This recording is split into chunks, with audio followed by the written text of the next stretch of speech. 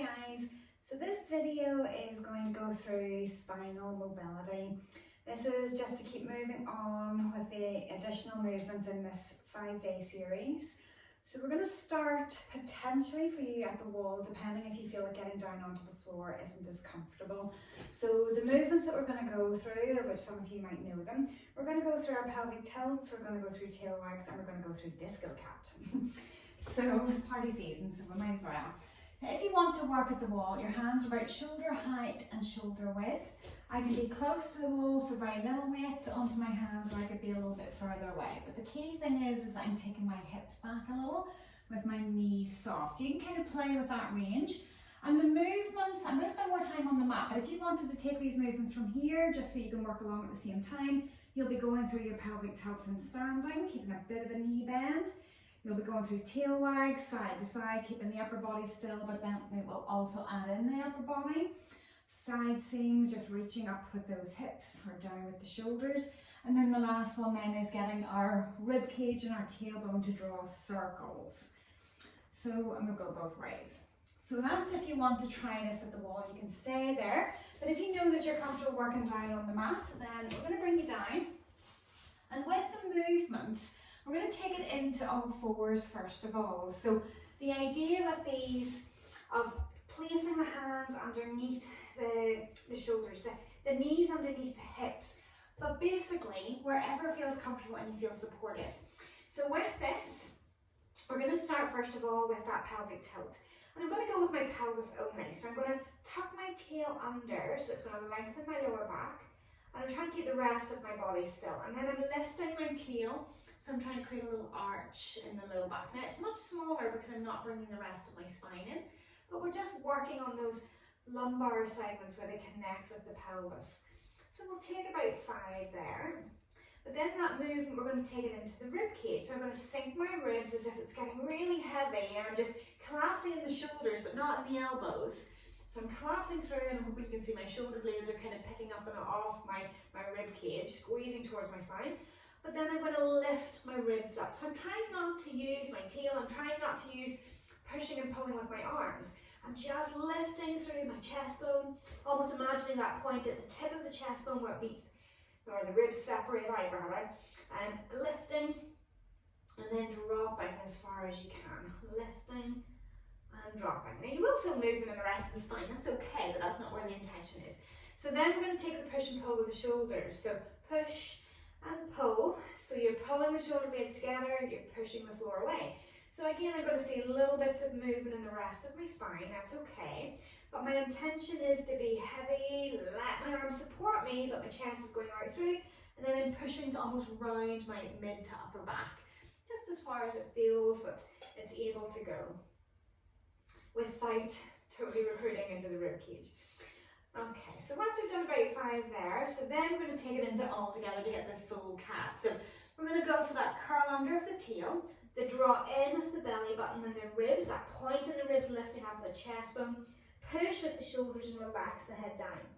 Then I'm going to lift with my tail, I'm going to sink my belly button, I'm going to sink my chest bone, I'm going to let myself come down in between the arms and the head lifts a little. It doesn't have to lift a lot because I don't want you to strain the back of the neck. So tailbone, ribs, arms, head, tailbone, ribs, arms and head. So I'm starting to make this into a little flow. So it's like one bone is connected to the neck, so whenever it moves, it's going to start to pull on its neighbour and send it in the same direction. But just feeling that articulation through the spine. So we're going to take just one more. And then we're going to find what feels like it might be like a halfway point in between those, and then start the tail wag. So I'm just moving my hips side to side as if I'm going to creep my side hip up my side seam of my body. I'm trying not to let anything else move. So around about 5 there, and then we're going to bring the upper body so you can keep the tailbone still, and then I'm moving my shoulder blades like it's pulling down my side seam. So that's just the upper body. You might feel a little bit of a stretch in through the side waist or the back, wherever you're tight. And then we bring them both in together. So if your head doesn't like to move, you can try to keep the head still as you're moving with the hip and the shoulder blade pulling together, but focus on the lengthening side. There's a shortening side and there's a lengthening side. So you're creating space and hopefully feeling maybe a little bit of stretch depending on how stiff you're feeling in through the back. So last one. And you can totally let the head move on that if you want to, but it can make you feel a little bit dizzy just depending how much movement you've got in there. So then we're going to go disco cat. And I want you to focus on your tailbone, drawing a circle on the wall behind you. So you choose your direction, clockwise or anti-clockwise. And you're drawing that circle and you're trying to go through the biggest circle that you can. Now obviously, or at least I hope it's obvious, if it's sore, you don't go into that range, you go short of that range. Because especially if you're feeling quite stiff, you might need to go small and then you gradually creep that circle bigger. But as big as you can go, pain permitting. And we're then going to add in that focus, changing towards the rib cage. So I'm going to pull up that center point where my chest bone meets the V of the ribs. So I'm going to pull it up, I'm going to move it in my direction again, whatever one I choose, just remember it. The rest of the spine will also move, but my focus is on moving the ribs to the floor, to the side, picking up to the ceiling, to the other side and down. So you're moving through all of those. And I can have less weight on my hands here as well. So remember, anytime we're doing anything where we're on the hands, if you feel like you need to adapt, and like even for example, like some of you know this, and sorry for me dropping it now, but you could have a little bit of a surface where you're at an angle, or else just take the weight back. It'll change the size of your circles, but you can have your weight forward, you can have your weight back, and it will change them, and you can experiment with that. Okay, so then we're going to bring in everything. So tailbone, rib cage, still in the same directions. Just coming in for another 5. Everything is a bit of push and pull with the arms. Okay. And then find something that feels like center, and then you're going to start with your tailbone other direction. Again, you might start small. And if you totally need to take a wrist break, you can take a child's pose at any point, folding back, drift out. But can you also continue just to go through these? So as big a circle as you're able to manage.